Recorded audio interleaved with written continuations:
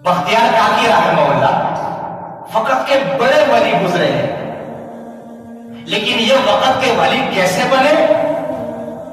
ان کے تربیت کے اندر ان کی والدہ کا بڑا کردار ہے۔ جب بختیار کاکی رحمہ اللہ چند سال کے ہو گئے تھے تو میاں بیوی نے آپس میں مشورہ کیا کہ اب اس بچے کی تربیت کیسے اچھی ہو سکتی ہے۔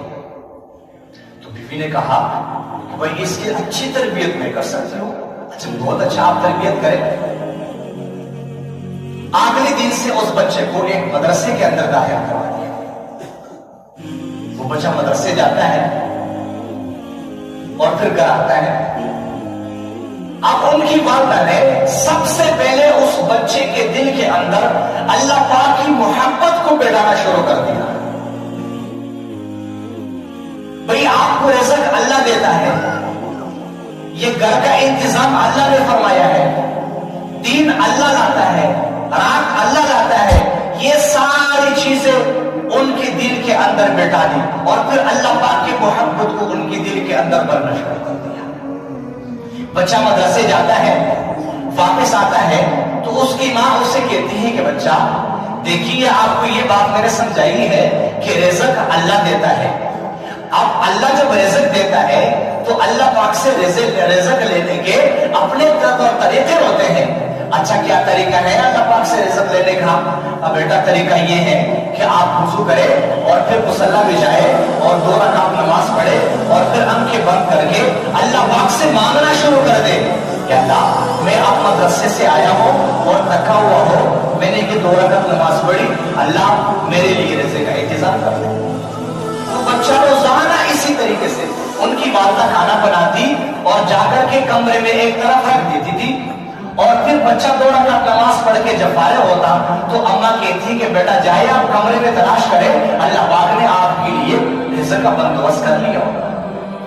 وہ بچہ اسی طریقے سے اندر جاتا اور وہاں روٹی تلاش کرتا اور پھر جا کے وہاں ان کو آگے پیچھے سے روٹی مل جاتی، وہ کھا لیتا تھا، اور روز اس طریقے سے ہوتا تھا۔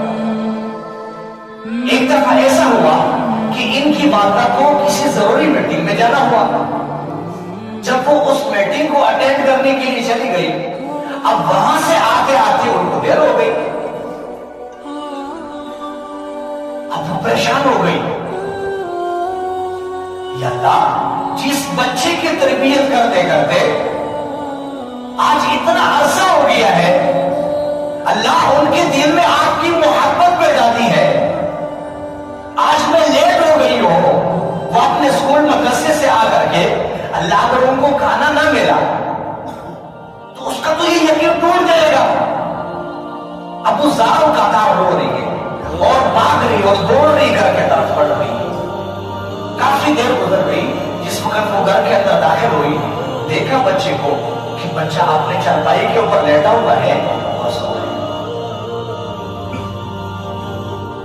تو ان کی والدہ ان کے پاؤں کی جانب بیٹھ گئی اور ایسے ہلانے لگی، جا گئے، بچہ اپنے کھانا کھایا ہے؟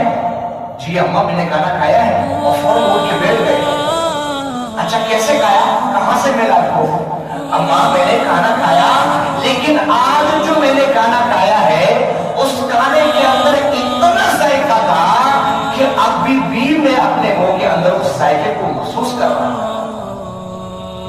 اماں میں اپنے معمول کے مطابق جب آیا ہو، وضو کیا اور پھر مصلی پہ جا کر کے 2 رکعت کی نماز پڑھی، پھر اللہ میاں سے مانگا، یا اللہ، میں مدرسے سے تھکا ہوا آیا ہوں، آپ میرے رزق کا انتظام فرما لیں۔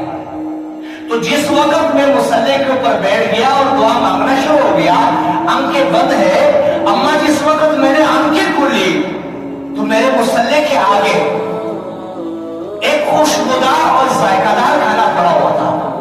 اماں میں نے اس کھانے کو کھایا، لیکن وہ اتنا ذائقہ دار کھانا تھا کہ ابھی تک میرے منہ کے اندر اس کا مٹاس باقی ہے۔